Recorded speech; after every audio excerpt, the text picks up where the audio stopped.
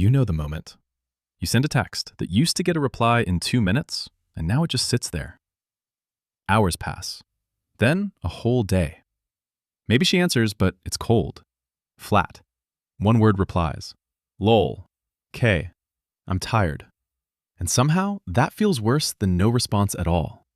Because now you're staring at your phone, replaying every recent conversation, wondering when the energy changed and why you somehow missed the exact moment it did. And the thoughts start hitting fast. Did I do something? Is she losing interest? Should I text again? Am I overthinking this? Why does this always happen to me? Do I pull back or fight for it? Here's the truth most men never hear. When she starts ignoring you, the answer usually is not to push harder for connection. It's to understand what the distance is protecting. Because emotional withdrawal is rarely random. It's usually a signal, a protest, a defense. A wall that went up because something beneath the surface stopped feeling safe, clear, or real. So no, bro, you're not weak for caring, and you're not crazy for feeling the shift. This is not you failing at love. By the end of this video, you're going to understand exactly what to do when she starts pulling away, how to stop making it worse without realizing it, and how to respond in a way that creates clarity, self-respect, and the best possible chance at real connection. Let's get into it. The mindset reframe. Most people believe that when a woman starts ignoring you, it means you need to try harder, talk more, prove more, chase more, and somehow convince her to come back emotionally. But the real truth is this. When someone goes quiet, their nervous system is usually speaking before their mouth does. That matters more than you think. Because your mind hears distance as rejection, but her silence may be communicating overwhelm, resentment, disappointment, confusion, or a growing sense that being honest no longer feels worth the cost. Most couples misread this moment. They treat the silence like a puzzle to solve fast. But emotional distance is not like a locked door you kick open. It's more like scar tissue. It forms slowly, over 100 small moments that never got repaired. And here's what nobody explains. In attachment dynamics, one person often moves closer when they feel disconnection, while the other moves back to regulate pressure. One reaches, one withdraws. One says, talk to me. The other says, leave me alone. But beneath this in different languages, I don't feel safe here right now. Not safe physically, safe emotionally. Safe enough to be real. Safe enough to not be judged, chased, cornered, dismissed, or misunderstood. So if she's becoming withdrawn, the goal is not to out-text the distance, not to force a reaction, not to win her back with perfect words, but to become the kind of man who can read the moment without panicking, respond without collapsing into old patterns, and create the kind of presence that makes honesty possible again. That's the shift. And here's what changes everything. The right response is not more pressure. It's more clarity, more steadiness, and more emotional maturity. And once you understand that, every move you make from here starts to look very different. 1. Stop chasing the silence. Here's the part no one talks about. The first thing to do when she starts ignoring you is stop treating her distance like an emergency. Most couples panic here. Most people in relationships feel the drift and immediately try to close it fast. So they double text. They call 3 times. They send ? They ask if she's mad. Then they ask if she's okay. Then they send a meme to lighten the mood. Why? Because uncertainty activates the nervous system hard, and most people would rather create tension than sit inside ambiguity for 5 honest minutes. But the deeper truth is this. Chasing rarely creates connection. It usually creates pressure. And pressure makes a withdrawn person withdraw more. If she already feels overwhelmed, emotionally checked out, or unsure of what she wants, your urgency can land in her body as demand. Not love, not care, demand. Her brain may quietly register, he doesn't actually want to understand me. He wants relief from his own anxiety. And man, once that's what she feels, the walls go up even higher. So instead of this, why are you ignoring me? Are you serious right now? At least say something. Try this. Hey, I can feel some distance right now. No pressure to answer immediately. Just wanted to say I'm open to talking when you are. That second version does something powerful. It doesn't collapse. It doesn't attack. It stays present without grabbing. And when you do that, the silence stops becoming a battlefield and starts becoming a space where something real might finally be said. 2. Regulate yourself before you reach for her. And this is the one most couples never figure out. Before you say anything to her, you need to get your own nervous system out of survival mode. Most couples think communication breaks down because they don't have the right words. But most of the time, The words are not the problem. The energy is. Your partner's nervous system is reading your tone, your pacing, your pressure, your neediness, and your emotional steadiness before her mind even catches up to the sentence. That's why two texts can say the same thing and land completely differently. Because one is coming from grounded presence, and the other is coming from panic wearing polite language. Not more texting, not better timing, not the perfect paragraph at 1:17 a.m., but a regulated man who isn't making her responsible for stabilizing him. That's what changes the whole emotional tone. Think of your nervous system like a smoke detector. It cannot always tell the difference between actual abandonment and just temporary distance, so it sounds the alarm anyway. And if you respond from that alarm, you usually reach for control instead of connection. So instead of sending this while your chest is tight, whatever, clearly you don't care. Pause. Breathe. Take a walk. Put the phone down. And later say, I noticed I was getting in my head, so I wanted to wait until I could speak clearly. If something's off between us, I'd rather understand it than assume. Her body feels that difference. Something in her may say, okay, he's not spiraling. He's actually here. And that kind of presence is emotionally available in a way words alone can never fake.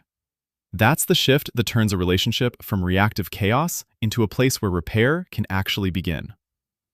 3. Get curious, not accusatory. This is where it gets really interesting. If she's ignoring you, your instinct may be to figure out whether she's right or wrong. But connection is usually rebuilt faster through curiosity than accusation. Most couples move into blame the second pain shows up. They want answers now. They want a confession. They want a clear villain. Because blame gives the illusion of control, and control feels safer than vulnerability to most people in relationships. But beneath the surface, accusation almost always makes honesty more expensive. If she already feels misunderstood, cornered, or emotionally tired, your criticism will not pull the truth out of her. It will push it further underground. What looks like avoidance is often someone protecting themselves from the emotional cost of being misread one more time. And here's what nobody explains. Curiosity is not being passive. It's not weakness. It's not pretending nothing is wrong. It's choosing to understand the pattern before you attack the person. So instead of saying, you've been acting weird, you always do this. If you don't care, just say that. Say this, I feel the distance and I don't want to guess wrong. Is there something you've been feeling that's been hard to say to me? That question lands differently. It gives her room. It gives her dignity.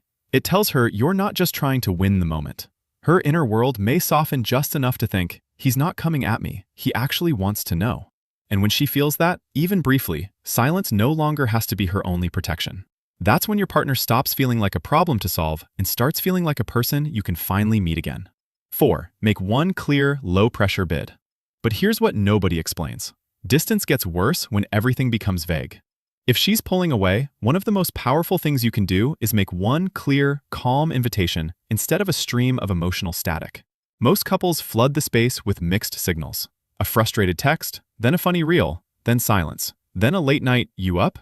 Then a passive-aggressive comment. Most people in relationships do this because they want connection without risking full clarity. They want to reach out, but they also want to stay protected. The deeper truth is that uncertainty feeds cycles. When nobody says what they mean cleanly, both people start reacting to ghosts. She feels pressure but not direction. You feel ignored but not informed. And then the whole connection starts drifting like a boat with no anchor. This isn't a communication hack. This is just what emotionally mature people do. They stop sending emotional smoke signals and start speaking in a way the other person can actually receive. So, don't do this. Guess I'll just leave you alone then. Or this. Let me know if you ever decide to care. Do this instead. I care about you, and I can feel some distance. If you're open to it, I'd like to talk sometime this week and understand what's going on. If you need space, I can respect that too. That message is clean, no guilt, no performance, no hidden knife in the sentence. And when you do that, you replace confusion with emotional clarity. And that alone can bring the temperature down between two people who have been lost in unspoken tension. 5. Rebuild attraction through steadiness, not neediness. Here's the part most men miss. When she starts ignoring you, the goal is not just to get a response. It's to become someone whose energy feels safe, grounded, and real again. Most couples think attraction fades because feelings disappear, but a lot of the time, attraction gets buried under emotional friction, under resentment, under pressure, under the exhausting feeling that every interaction now carries too much weight. Most people in relationships do not lose connection in one dramatic moment. They lose it in repeated patterns where one person starts feeling emotionally crowded and the other starts feeling emotionally starved. And yes, that hurts. But pain is not permission to become clingy. Because neediness doesn't say, I love you, it often says, I need you to stop me from feeling abandoned. That's heavy. Too heavy, especially for someone already becoming withdrawn. Not grand gestures, not love bombing, not acting like you've suddenly changed overnight, but quiet consistency, self-respect, emotional steadiness. That's what reopens trust beneath the surface. So instead of saying, I'll do anything, just tell me what to do, or posting stories to make her jealous, or trying to force her to miss you, be the man who says, I'm not going to chase or play games. I care, I'm here, and I'm also going to stay grounded in myself. Then live like that. Go to the gym, see your people, handle your work, sleep, eat, stay honest, stay solid. Because when she feels you're no longer scrambling for control, something in her may quietly register. He's not pulling me into chaos. He actually feels stable. And stability is deeply attractive because it feels like safety with a spine. That's the shift that turns your presence from emotional pressure into something she can breathe around. 6. Respect her space without disappearing. And here's what changes everything. Giving space is healthy. Disappearing in pain is not. Those are two very different things. Most couples swing between extremes. One person pushes too hard, then gets hurt, then pulls back completely. Most people in relationships call that protecting their peace, but a lot of the time it's just wounded pride with better branding. The deeper emotional truth is this. If she needs space and you punish her for needing it, she learns that honesty is dangerous. But if you vanish completely to regain control, you stop being present and start becoming another source of confusion. The secure middle is harder. It always is. But it's where real connection lives. This is not about being endlessly available, and it's not about acting cold to prove a point. It's about holding your shape while leaving room for hers. So instead of this, take all the space you want, which actually means, now I'm hurt and I want you to feel it. Or this, 2 days of silence followed by, so are we done or what? Try this. I hear you. I'll give this some room. I'm not disappearing, but I'm also not going to push. If you want to talk, I'm open. That response has spine. It has warmth. It has boundaries. It says, I can handle reality. And when you do that, the space between you stops feeling like abandonment and starts feeling like breathing room where both people can hear themselves again. 7. Be willing to face what the distance is telling you. This is where it gets real. Sometimes the point of her ignoring you is not to teach you how to chase better. It's to force you to finally see what this relationship has become. Most couples spend too long trying to manage symptoms. They obsess over texting frequency, tone shifts, or social media behavior because those things are easier to analyze than the deeper question. The deeper question is this. Is this temporary disconnection that can be repaired? Or is this a pattern that keeps repeating because the relationship is no longer emotionally healthy for one or both of you? That's a hard truth. But it's a freeing one too, because clarity heals faster than confusion. If she feels consistently withdrawn, if you feel constantly anxious, if every attempt at repair turns into another cycle of distance, then this moment is asking more from you than strategy. It's asking for honesty, real honesty, the kind that says, I can love someone and still admit this dynamic is hurting both of us. And here's the thing, bro. Self-respect is part of intimacy, not the opposite of it. You do not build a real relationship by abandoning yourself just to keep someone close. So instead of saying, I'll wait forever, or just tell me what version of me you need, say this. I care about you, but I also need honesty about what this is. If we're going to keep doing this, it has to be real from both sides. That sentence changes you, because now you're not just trying to avoid loss, and that's the shift that turns a man from someone begging for connection into someone capable of building one. Close. So if she starts ignoring you, remember this. Your job is not to panic louder. It's to become clearer, steadier, more honest. more emotionally available without losing yourself in the process. This isn't a checklist, it's an invitation. An invitation to stop reacting from fear and start responding from self-respect, presence, and emotional maturity. When you internalize this, you stop chasing mixed signals and start creating the kind of energy where truth can finally breathe. These aren't tips for getting her attention back. They're the beginning of becoming the kind of partner who can handle distance without becoming destructive, who can face patterns without denial, and who knows that real connection is built through safety, clarity, and repair. And if this moment is painful for you right now, honestly, that doesn't mean you're broken. It means you care. It means something in you is longing for something real. And that longing can either make you desperate, or it can make you deeper. Choose deeper. Always deeper. Because the relationship that changes your life does not begin when someone stops pulling away. It begins when you stop abandoning yourself the moment they do. If this hit something real in you, subscribe and let me know in the comments which point landed the hardest.